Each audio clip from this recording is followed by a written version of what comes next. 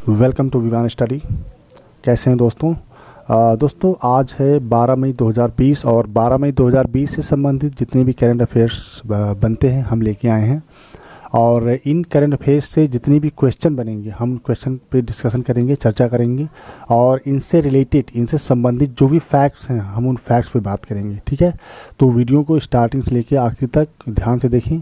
और अगर आपको इससे संबंधित कोई क्वेरी है तो आप हमारे कमेंट बॉक्स में लिख सकते हैं, हमें सजेशन दे सकते हैं। ठीक है, और दोस्तों अगर इसकी ये जो करंट अफेयर आज की चर्चा की जा रही है इससे संबंधित अगर आपको पीडीएफ आपको चाहिए तो आप पीडीएफ हमारे डिस्क्रिप्शन बॉक्स में जा करके डाउनलोड कर सकते हैं। ठीक है, तो दोस्तों वीडियो को ज़्यादा से ज़्यादा लाइक करें और अपने दोस्तों को शेयर करें। अगर आप नए चैनल पर व्यूअर हैं तो चैनल को सब्सक्राइब करें। ठीक है, तो चलते हैं, बढ़ते हैं वीडियो की तरफ और बात करते हैं कि आज की करंट अफेयर्स में कौन कौन से पॉइंट को पिक किया गया है। ठीक है दोस्तों, चलिए बढ़ते हैं। तो दोस्तों आज की करंट अफेयर का जो पहला क्वेश्चन है, क्वेश्चन नंबर 1, राष्ट्रीय प्रौद्योगिकी दिवस यानी नेशनल टेक्नोलॉजी डे निम्न में से किस दिन मनाया जाता है? ऑप्शंस आप देख सकते हैं, 10 जनवरी, 15 मार्च, 13 जून, 11 मई। तो दोस्तों जो नेशनल टेक्नोलॉजी डे है ये हर साल 11 मई को मनाया जाता है, याद रखिएगा। ठीक है, और अगर हम बात करें कि नेशनल टेक्नोलॉजी डे क्यों मनाया जाता है तो नेशनल टेक्नोलॉजी डे भारत में जो वैज्ञानिक हैं और विज्ञान के क्षेत्र में जो दक्षता है, ठीक है, और जो विकास हुआ है उसको याद करने और उसकी अवेयरनेस के लिए मनाया जाता है। और इस दिन राष्ट्र गौरव के साथ साथ देश अपने वैज्ञानिकों की उपलब्धियों को भी याद करता है। विज्ञान एवं प्रौद्योगिकी मंत्रालय इस दिन प्रत्येक साल राष्ट्रीय प्रौद्योगिकी दिवस मनाता है। राष्ट्रीय प्रौद्योगिकी दिवस की शुरुआत साल 1998 में हुए पोखरण परमाणु टेस्ट से हुई थी। भारत ने साल 1998 में 11 मई के दिन ही अटल बिहारी वाजपेयी के कार्यकाल में अपना दूसरा सफल परीक्षण किया था। ठीक है, तो याद रखेंगे कि 1998 में 11 मई को अटल बिहारी वाजपेयी के कार्यकाल में दूसरा परीक्षण किया गया था। और यह परमाणु परीक्षण जो हुआ था पोखरण में राजस्थान में किया गया था और सफल रहा। ठीक है, और अगर हम बात करें कि ये विज्ञान एवं प्रौद्योगिकी मंत्रालय किसके संरक्षण में इस समय वर्तमान में, तो ये इसके मिनिस्टर हैं हर्षवर्धन। ठीक है, और इसकी स्थापना कब की गई थी? 1971। और हेडक्वार्टर कहाँ है? न्यू दिल्ली में। ठीक है दोस्तों, और अगर यूरिडिक्शन की बात की जाए तो हिंदुस्तान में है, तो हम सभी जानते हैं। ठीक है, चलिए बढ़ते हैं। इसमें हम देखते हैं इसका स्लोगन क्या है। इसका जो भारत में जो विज्ञान एवं प्रौद्योगिकी मंत्रालय है उसका स्लोगन ये है, आप देख सकते हैं। ठीक है, ये है। ठीक है दोस्तों, चलिए बढ़ते हैं अगले क्वेश्चन की तरफ। तो दोस्तों आज करंट अफेयर का दूसरा क्वेश्चन है, निम्न में से किस राज्य सरकार ने प्रवासियों को राहत देने और सरकारी योजनाओं और नौकरियों में प्रवासियों को जोड़ने हेतु प्रवासी राहत मित्र, क्या बताया गया दोस्तों यहाँ पे? प्रवासी राहत मित्र। ठीक है, प्रवासी राहत मित्र नामक एक ऐप लॉन्च किया गया है। क्या लॉन्च किया गया? एक ऐप। बताना है कि किस स्टेट ने लॉन्च किया है। ठीक है, जो प्रवासी राहत ऐप है किस राज्य ने लॉन्च किया है? उत्तर प्रदेश। ठीक है दोस्तों, आप यहाँ पर देख सकते हैं उत्तर प्रदेश ने लॉन्च किया है। और इसका रीज़न क्या है? ये प्रवासी राहत मित्र ऐप जो लॉन्च किया गया है, इसका कारण क्या है, क्यों लॉन्च किया गया है?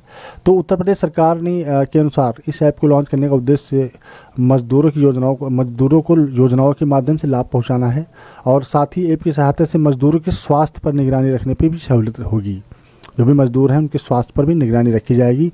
सरकार के विभिन्न विभागों द्वारा आपस में सूचना का आदान प्रदान कर इन्हीं प्रवासी नागरिकों की रोजगार और आजीविका के लिए नियोजन एवं कार्यक्रम बनाने में मदद मिलेगी। ठीक है, और इस ऐप की मुख्य विशेषता यह भी है कि इसे ऑनलाइन भी ऑपरेट किया जा सकता है और ऑफलाइन भी ऑपरेट किया जा सकता है। ठीक है, तो ध्यान में रखेंगे। और अगर हम उत्तर प्रदेश की बात करें तो उत्तर प्रदेश में जो है अभी पॉपुलेशन की वाइज अगर देखा जाए कि 2012 में जो काउंटिंग हुई थी, ठीक है, अकॉर्डिंग टू 2012 काउंटिंग पॉपुलेशन कितनी थी? 20.542 करोड़। ठीक है, और कैपिटल की अगर बात करें तो लखनऊ है। और गवर्नर की बात करें कि वहाँ के राज्यपाल कौन है, वहाँ की राज्यपाल है आनंदीबेन पटेल। और चीफ मिनिस्टर की बात करें तो योगी आदित्यनाथ। ठीक है, और हम दिखाते हैं मैप में कि उत्तर प्रदेश मैप में है कहाँ पे। आप यहाँ पे स्क्रीन पर देख सकते हैं कि उत्तर प्रदेश मैप में कहाँ पे है। तो ये दोस्तों आपका उत्तर प्रदेश है। ठीक है दोस्तों, मैप में देखते चलिए साथ ही साथ, चूँकि मैप ये हमारी हेल्प करता है कि मैपिंग कैसे करें। और एग्ज़ाम में बहुत ज़रूरी होता है कि एग्ज़ाम ऐसे सवाल आ जाते हैं कि इस स्टेट के बॉर्डर्स कौन कौन हैं, इस स्टेट से जुड़े हुए कौन कौन से राज्य हैं, ठीक है, या बॉर्डर पे कौन कौन चीज़ें कनेक्टेड हैं, ठीक है। तो ये इन सब चीज़ों की हेल्प मिलती है जब हम मैपिंग देखते हैं, मैपिंग देखते चलते साथ साथ में, तो हमें हेल्प मिलती है कि मतलब कौन सी चीज़ कहाँ पे है, ठीक है। तो मैपिंग साथ में देखते चलें। चलिए बढ़ते हैं अगले क्वेश्चन की तरफ। तो दोस्तों आज की करंट अफेयर्स का अगला क्वेश्चन है, मूडीज इन्वेस्टर्स सर्विस ने हाल ही में मौजूदा वित्त वर्ष के लिए भारत की आर्थिक वृद्धि दर के अनुमान को घटाकर कितना प्रतिशत कर दिया है। तो दोस्तों ऑप्शन में आप देख सकते हैं 5%, 0%, 3%, 2%। तो मूडीज इन्वेस्टर्स के अनुसार जो है अभी हमारे देश की जो वित्त वर्ष के लिए जो है आर्थिक वृद्धि दर को 0% बताया है। दोस्तों कितने प्रतिशत बताया है? 0%, ठीक है। और अगर हम बात करें मूडीज़ की, ठीक है, कि मूडीज ने 0% क्यों बताया, 0% यहाँ पे आकलन क्यों किया है, क्यों बताया है, ठीक है। तो हम इस पर बात करते हैं, चर्चा करते हैं। तो दोस्तों मूडीज़ के मुताबिक भारत की सकल घरेलू उत्पाद जो जिसे कहते हैं जीडीपी, ठीक है, सकल घरेलू उत्पाद जो है कम रहेगी। कोरोना वायरस की वजह से देश की अर्थव्यवस्था का संकट बढ़ता जा रहा है। मूडीज ने अपने नए पूर्वानुमान में कहा है कि वित्त वर्ष 2020 और 21 में भारत के सकल घरेलू उत्पाद जीडीपी की वृद्धि शून्य रह सकती है। अभी इसका मतलब यह है कि देश की जीडीपी की स्थिति इस वित्त वर्ष में शून्य रहेगी। एजेंसी ने हालांकि वित्त वर्ष 2021-22 में वृद्धि दर के 6.6% पर पहुंच जाने का अनुमान व्यक्त किया है, ठीक है। और मूडीज ने पिछले महीने के अंत में कैलेंडर वर्ष 2020 में जीडीपी वृद्धि दर का अनुमान घटाकर 0.2% कर दिया था, ठीक है। तो एक्चुअली जीडीपी का काम क्या होता है? जीडीपी का काम होता मूडीज़ का काम क्या है? मूडीज़ हर कंट्री में आकलन करती है कि किस कंट्रीज़ की इकोनॉमी क्या है, उसकी घरेलू ग्रोथ रेट क्या है, ठीक है। तो उसी के आकलन पर जो है रिपोर्ट जारी करती है, ठीक है। तो मूडीज़ का ये काम होता है। और मूडीज़ के अगर हम यहाँ पे स्लोगन देखना चाहें तो ये मूडीज़ का आप देख सकते हैं, ठीक है। और मूडीज़ की अगर हम बात करें, ठीक है, मूडीज़ की अगर हम बात करते हैं दोस्तों, तो अगर स्थापना की बात की जाए कि किस ईयर में इसकी इस्टेब्लिशमेंट हुआ है, तो आप देख सकते हैं 1909, मतलब 1909 में इसकी स्थापना हुई। और इसके फाउंडर कौन है? फाउंडर हैं जॉन मूडी, ठीक है, जॉन मूडी इसके फाउंडर हैं। और अगर हम हेड क्वार्टर की बात करें तो हेड क्वार्टर इसका न्यूयॉर्क में है, ठीक है दोस्तों, न्यूयॉर्क, ठीक है, याद रखिएगा, ये वेरी वेरी इंपॉर्टेंट। तो दोस्तों चलिए बढ़ते हैं अगले क्वेश्चन की तरफ। तो दोस्तों आज के करंट अफेयर का अगला क्वेश्चन है, हाल ही में किस राज्य सरकार ने 11 ब्रांड के पान मसालों को, कितने 11 ब्रांड के पान मसाला को 12 महीने के लिए बैन कर दिया है? कितने महीने के लिए दोस्तों? 12 महीने के लिए बैन कर दिया है, ठीक है। ऑप्शन में आपके हैं, तो आपके ऑप्शन में जो करेक्ट आंसर हो जाएगा झारखंड, ठीक है। झारखंड सरकार ने क्या किया है, 12 महीने के लिए वहाँ पे पान मसाला गुटखा, मतलब 11 प्रकार के जो मतलब खाने वाले पदार्थ होते हैं, गुटखा पान मसाला वगैरह, इनको 12 महीने के लिए बैन कर दिया है, ठीक है। और झारखंड सरकार ने जो है 8 मई 2020 को पूर्ण रूप से प्रतिबंध लगा दिया था, ठीक है। झारखंड सरकार ने अपना पान मसाला की विभिन्न ब्रांडों की, मतलब मुझे बताया 11 ब्रांड जो होते हैं उनमें पाया कि मतलब मैग्नीशियम और कार्बोनेट की मात्रा ज़्यादा पाई जाती है, जिससे लोगों के स्वास्थ्य को नुकसान हो रहा है। और स्वास्थ्य सचिव सह राज्य के खाद्य सुरक्षा आयुक्त डॉक्टर नितिन कुलकर्णी की तरफ से आदेश जारी किया गया है कि पिछले साल 2019-20 राज्य में इन पान मसालों के 41 सैंपल जांचे गए थे। और जांच में अधिकांश पान मसाले में खतरनाक मैग्नीशियम कार्बोनेट रसायन पाया गया है। मैग्नीशियम कार्बोनेट से हृदय की बीमारी सहित विभिन्न प्रकार की बीमारियां होती हैं, जिसके कारण इसको बैन करना आवश्यक है, ठीक है। क्योंकि इसमें जो केमिकल होता है वो खतरनाक होता है, जैसे केमिकल है मैग्नीशियम और कार्बोनेट, ठीक है। इससे क्या होता है, लोगों की हेल्थ पे बहुत बड़ा प्रभाव पड़ता है। तो इसकी वजह से झारखंड गवर्नमेंट ने क्या किया है, इसको पूरी तरह से बैन कर दिया है, ठीक है। और चलिए देखते हैं मैप में, अगर हम देखें झारखंड, ये आपका मैप है। और मैपिंग में अगर देखा जाए तो मैपिंग में आपको झारखंड यहाँ पड़ता है, ठीक है। तो याद रखेंगे कि मैपिंग में झारखंड कहाँ पे है, क्योंकि ये जो मैपिंग सीखना वेरी वेरी इंपॉर्टेंट। ये जो है आपके जो हायर लेवल के एग्ज़ाम होते हैं, जैसे CHSL हो, आपका IAS एग्ज़ाम हो गया, PCS एग्ज़ाम हो गया, या UP PCS एग्ज़ाम हो गया, ठीक है। तो इन सब हाई लेवल के जो एग्ज़ाम होते हैं उनके लिए जो है वेरी वेरी इंपॉर्टेंट। तो मैपिंग आप साथ साथ याद करते देखते चलिए, ठीक है। चलिए बढ़ते हैं अगले क्वेश्चन की तरफ।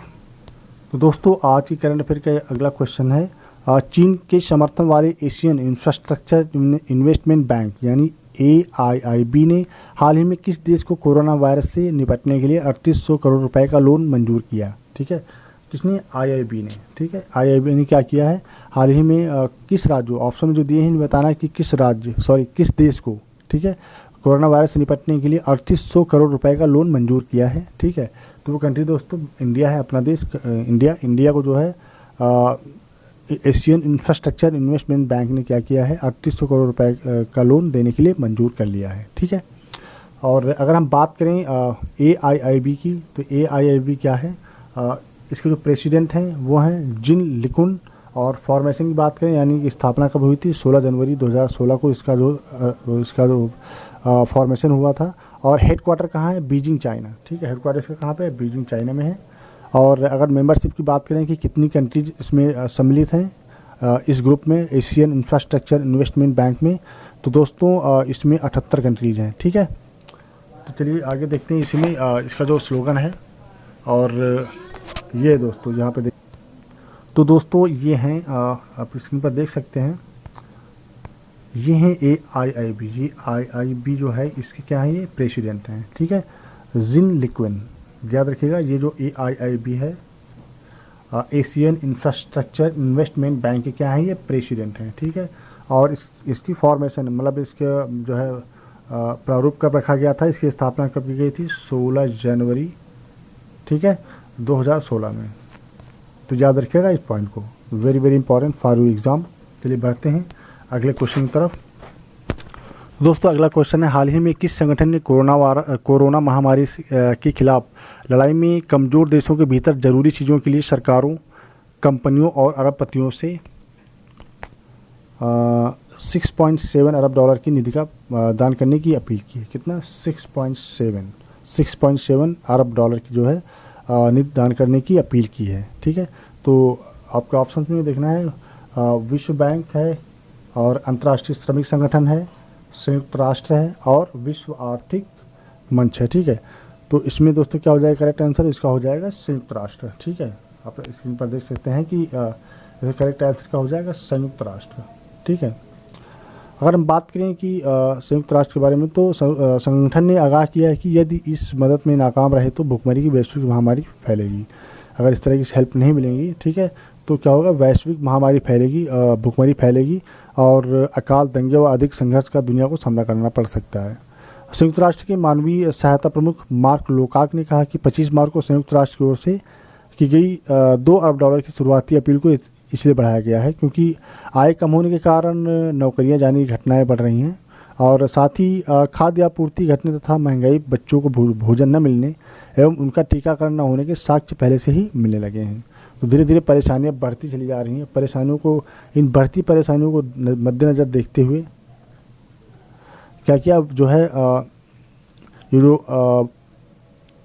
वैश्विक बैंक है, ठीक है, संयुक्त राष्ट्र ने जो क्या किया है, संयुक्त राष्ट्र ने जो है 6.7 अरब डॉलर की निधि प्रदान करने की अपील की है। ठीक है, चलिए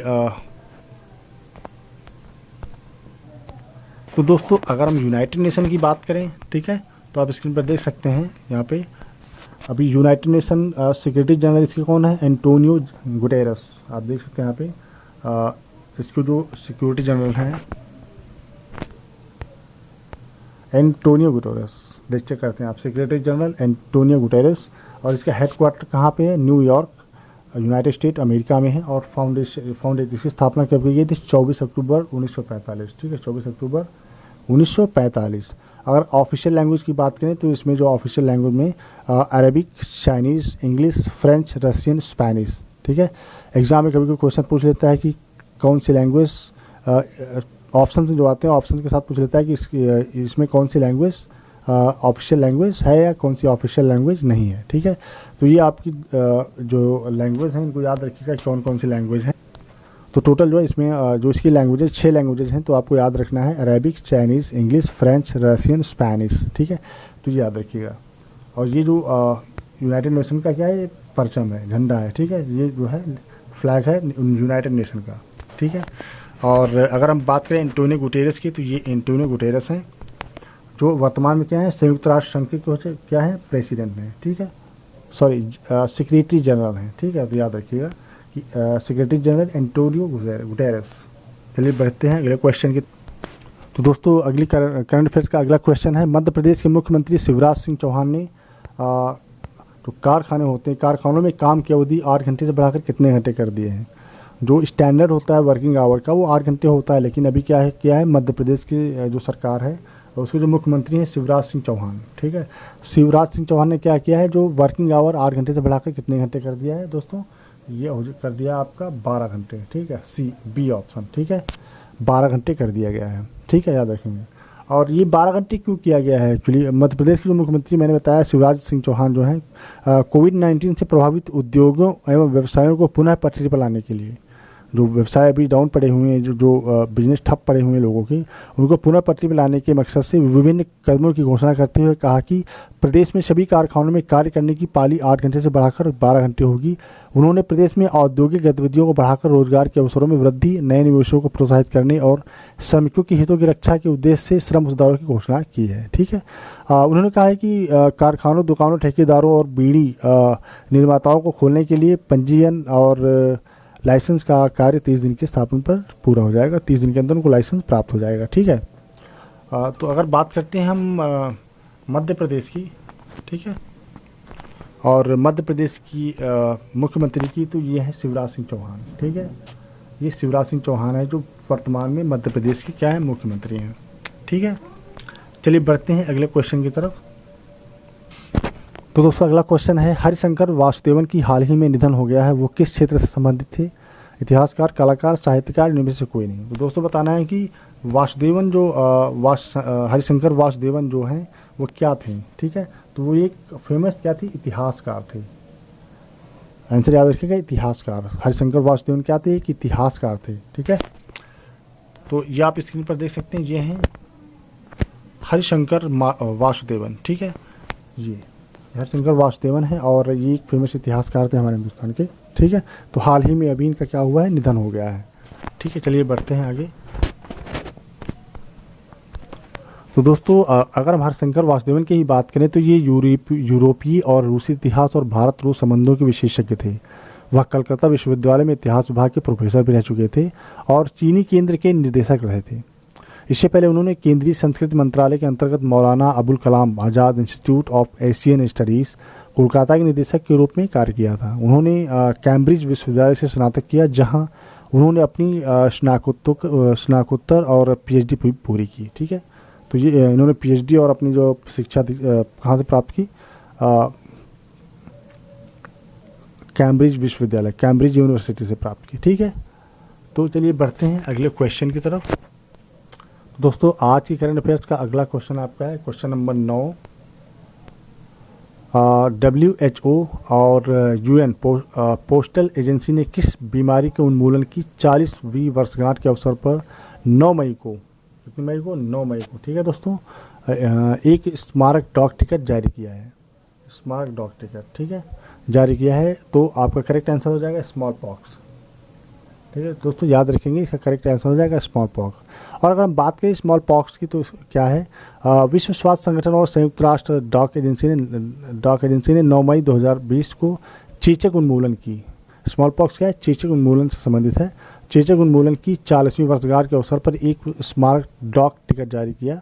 चेचक उन्मूलन अभिभाग 1967 में WHO द्वारा शुरू किया गया था। आखिरकार 1980 में WHO ने दुनिया से चेचक के उन्मूलन की घोषणा की थी। फर्स्ट सपोज अगर एग्जाम में क्वेश्चन आ जाता है कि दुनिया से चेचक उन्मूलन किस ईयर में हुआ था, तो वो हुआ था, कब हुआ था, 1980, ठीक है, याद रखेंगे 1980 में क्या हुआ था, जो है चेचक उन्मूलन से मुक्ति मिली थी, चेचक से मुक्ति मिली थी, ठीक है। चलिए बढ़ते हैं। तो दोस्तों आज की करंट अफेयर्स का जो अगला क्वेश्चन है वो है, AIIB ने भारत को कोविड-19 आपातकालीन प्रतिक्रिया और स्वास्थ्य प्रणाली की तैयारी परियोजना के लिए कितनी धनराशि स्वीकृति की है। आप देख सकते हैं कोविड-19 और AIIB मैंने थोड़ी देर पहले बात की थी, तो इसके तहत स्वास्थ्य प्रणाली की तैयारी परियोजना के लिए कितनी धनराशि स्वीकृत की गई है। आपका आंसर हो जाएगा C $500 मिलियन डॉलर, ठीक है। तो ये इसका करेक्ट आंसर हो जाएगा।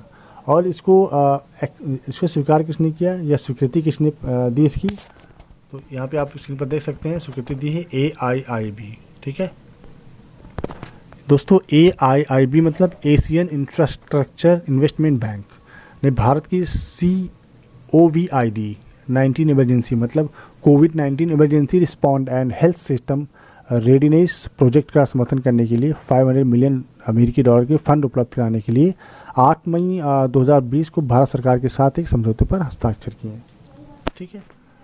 और अगर हम AIIB की बात करें तो ये इसका स्लोगन है,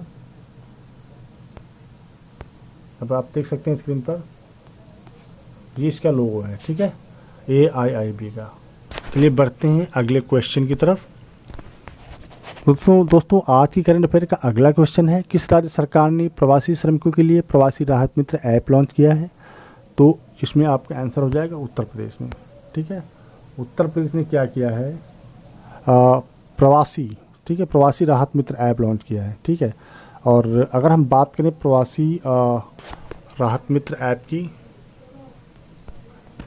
तो दोस्तों जो कामगार मजदूर हैं जो अन्य राज्यों से वापस लौटे हैं, ठीक है, जो अन्य राज्यों से वापस लौटे हैं, जो प्रवासी मजदूर जो आए हैं, ठीक है, तो 8 मई को उनके लिए जो है ये लॉन्च किया गया है कि कामगारों के लिए प्रवासी राहत मित्र ऐप लॉन्च किया। जो अन्य राज्यों से लौटे हैं तो उनकी क्या होगा, उनकी देखरेख की जाएगी उसी के माध्यम से, और उनकी हेल्थ संबंधित जो भी एक्टिविटीज़ होंगी उन एक्टिविटीज़ पर नज़र रखी जाएगी, ठीक है। तो इसके लिए जो है ये राहत मित्र ऐप लॉन्च किया गया है, ठीक है। अगर मैप में देखो उत्तर प्रदेश की बात करते हैं हम, तो आप स्क्रीन पर देख सकते हैं उत्तर प्रदेश, ये स्क्रीन पर उत्तर प्रदेश है। और उत्तर प्रदेश की बात करें तो उत्तर प्रदेश की कैपिटल क्या है, लखनऊ। और यहाँ की गवर्नर कौन है, आनंदीबेन पटेल। और अगर हम बात करें चीफ मिनिस्टर की, तो यहाँ के चीफ मिनिस्टर हैं योगी आदित्यनाथ। और अगर उत्तर प्रदेश की पॉपुलेशन की बात करें, ठीक है, तो 21.42, ठीक है, ये वहाँ की जो है आबादी है। चलिए बढ़ते हैं अगले क्वेश्चन की तरफ। दोस्तों अगला क्वेश्चन है, भारतीय रेलवे किस तारीख से यात्री ट्रेन सेवाओं को फिर से खोलने जा रही है?